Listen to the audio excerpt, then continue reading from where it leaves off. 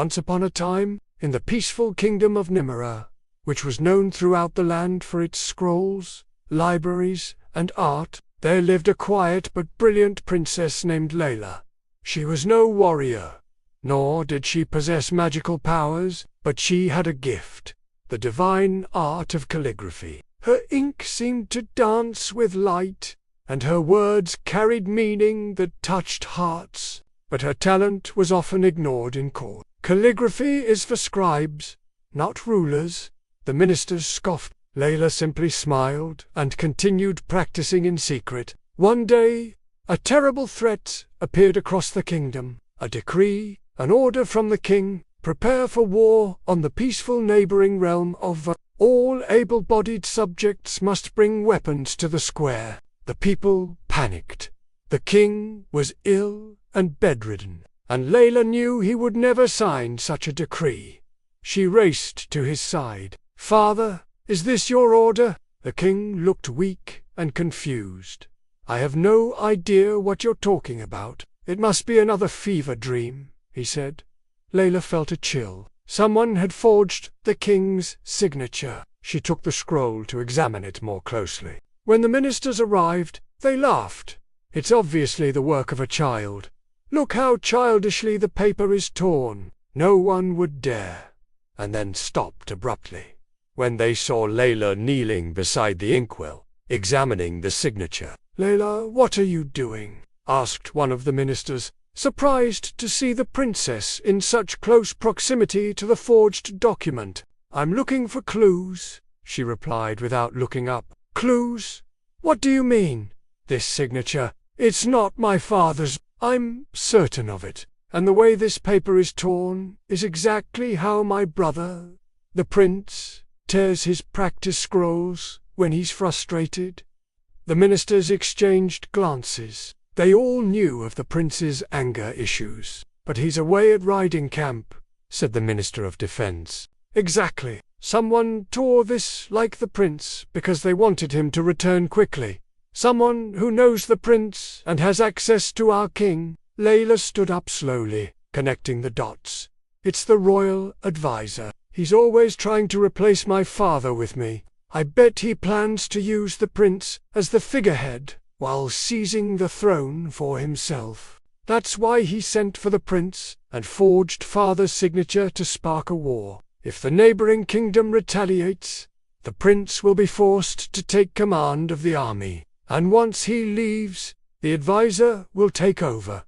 The ministers gasped. The thought of being outsmarted by a woman who couldn't even wield a sword made them furious. "You may be good at finding fancy letters in ink, Princess, but this is a matter for the royal guard. You should let them handle this." But Layla shook her head. She didn't want to wait for the royal guard, especially after what happened last time they were sent on a mission.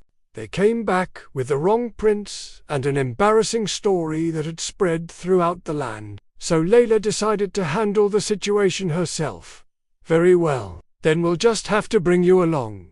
Layla beamed, exactly what she had hoped for. She grabbed her two most trusted handmaidens and snuck out of the castle while everyone was distracted. She left behind only a note for her parents explaining her plan. She then slipped into the royal advisor's office and stole his journal, which was filled with his plans to overthrow the kingdom.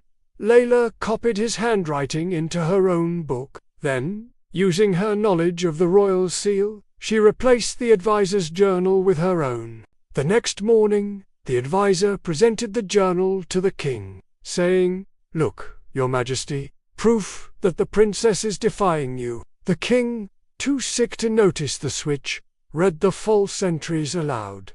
The ministers nodded grimly. Finally, the trap was complete. As soon as the king had left for the healers, Layla took the chance to publicly display her findings. With the help of her handmaidens, she climbed to the highest balcony, dipped her brush into a vial of blue and red ink, and wrote, "Beware, the handwriting has been switched above the advisor's door." She then unfurled several scrolls across the town square, placing them side by side, making it easier for the townspeople to see the differences between the two handwritings. She explained that her father's handwriting had changed due to illness. "And this is what the handwriting looks like when he's well," she said. "And here's the advisor's handwriting. See how the curves are similar to my brother's," she added, pointing to the forged decree. "Can't you see how someone tried to copy it?" The crowd roared. People began to storm the palace. The advisor was swiftly arrested and taken to the town square. Faced with overwhelming evidence and the angry mob, he confessed. After he was locked up, the king recovered and was grateful to Layla.